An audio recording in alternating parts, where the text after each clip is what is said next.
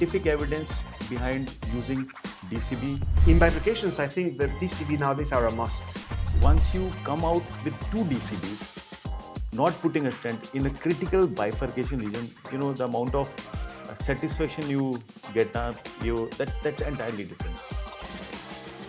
We tried one Sirolimus eluting balloon, but it was easy to cross, but it was not effective. Patient kept coming back with target lesion failure. And I've tried different Paclitaxel balloons, and some of them were performing very well in the long term, but in the short term I had distal embolization, which is, I think, a major problem. Yes, though DCB is with us for a long time, but in future we'll have a very good outcome with these.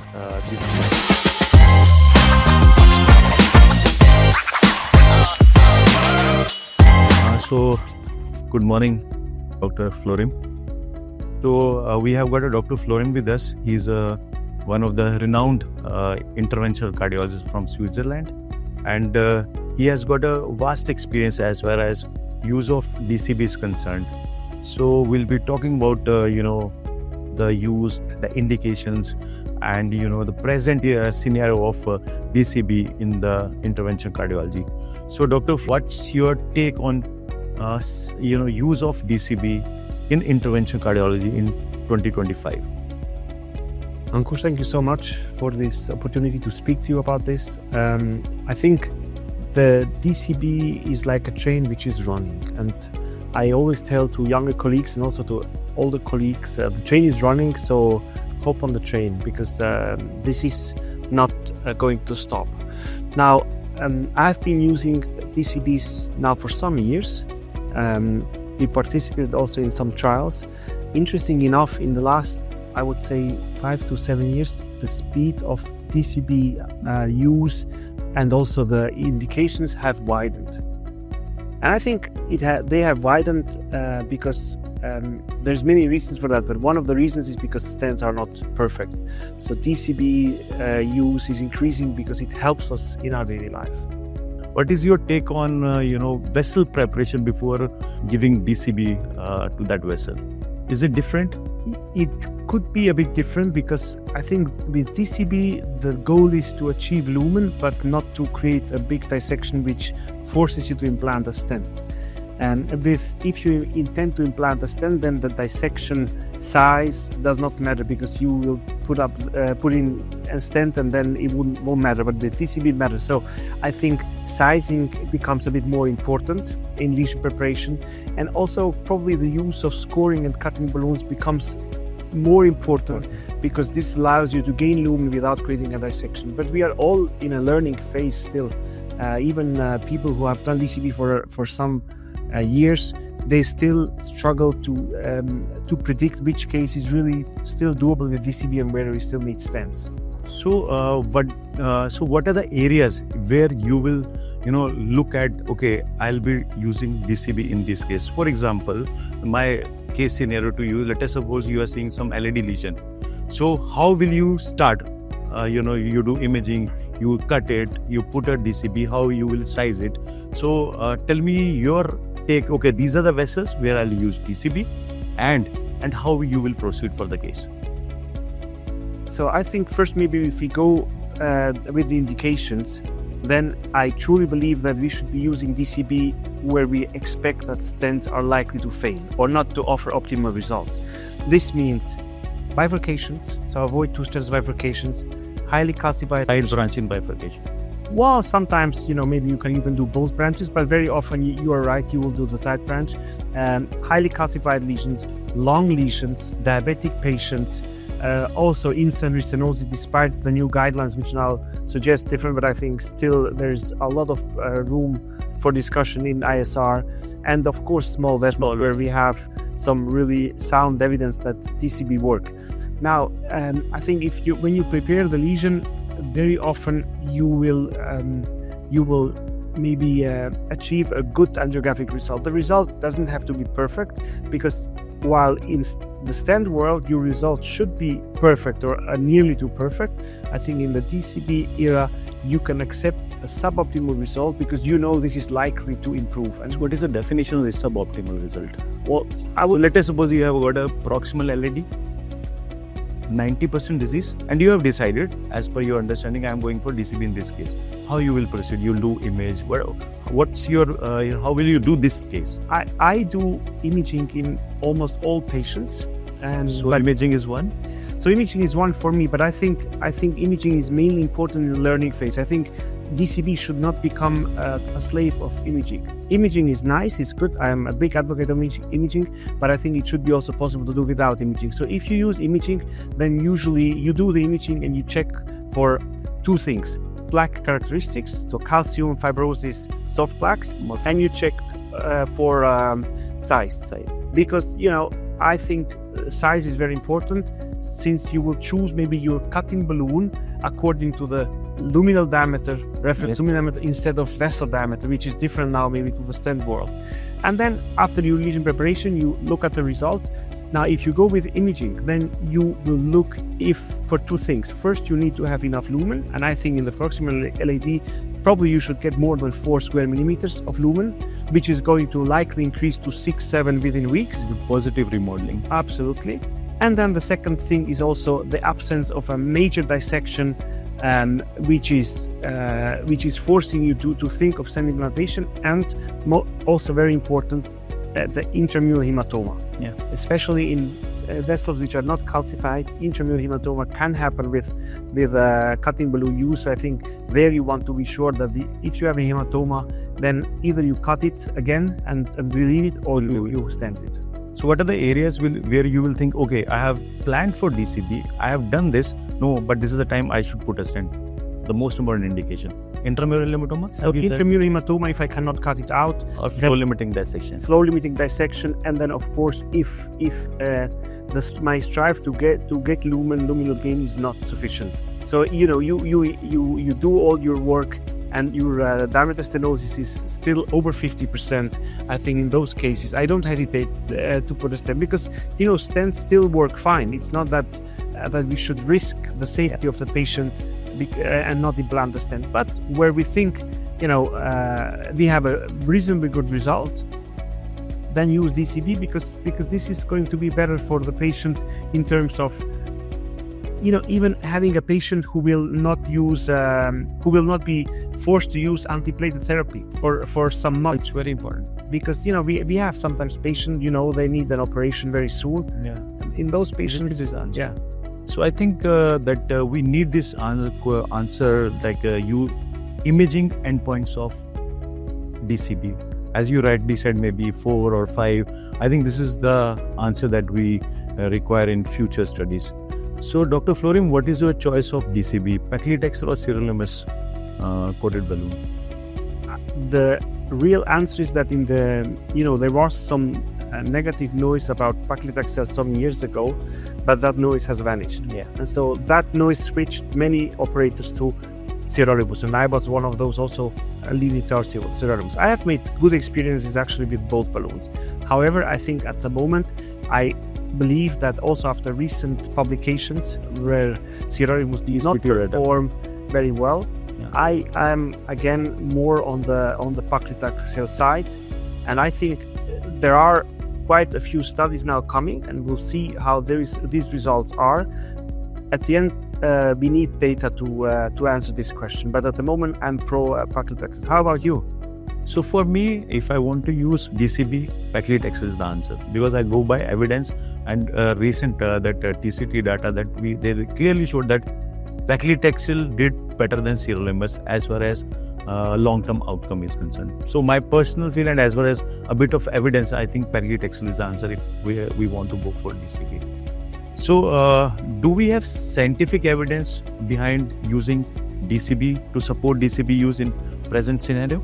And I think we have a lot of evidence. I actually, before this talk, I checked ChatGPT, and I said, show me the evidence of DCB in coronary disease. And there is a lot of studies, and these studies are not new.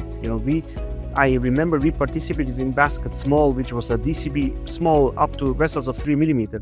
And this was when 2012 we were recruiting, so the therapy has been there for a long time. This was a positive study, so there is a lot of evidence, maybe not the evidence we want in very complex lesions, because the evidence has been created in small vessels and in ISR, but we don't have a lot of evidence for the indications I said, like for diabetes, for highly calcified lesions. But we know that in these indications, stents don't perform well. Yeah. So that's why I think it's good that we elaborate there and we go into that field where we solve a problem and don't create a problem.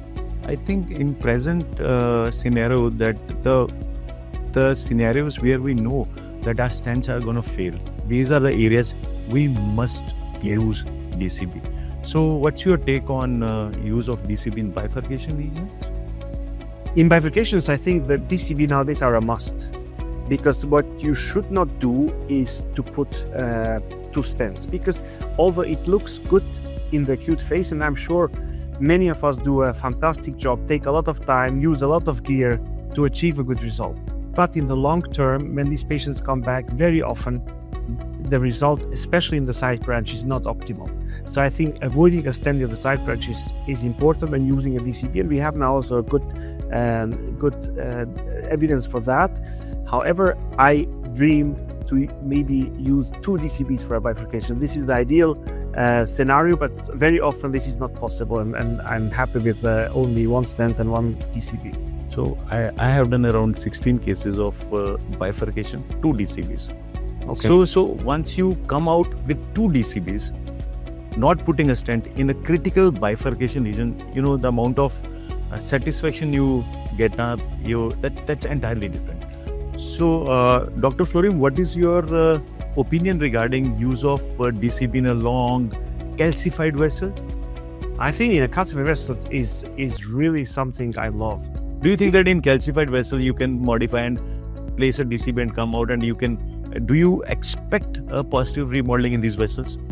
Very good question. I think if I can put it like this, if you have a circular calcium and you crack it, you will create, in the cracks you will create space.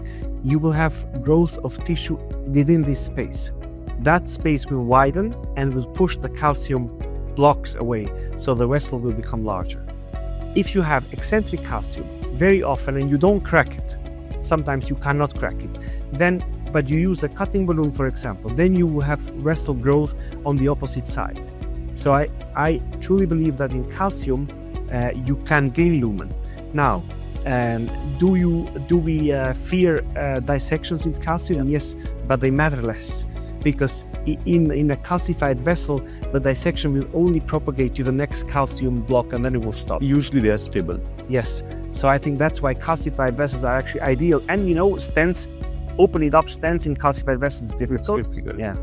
Yeah, that's a very important point. In calcified lesion, as it is, the outcome of stent is not great. And if you're getting a good luminal gain after modification of calcium, maybe by using orbital, rota, cutting, or IVL, and putting a DCB after that will be a great choice.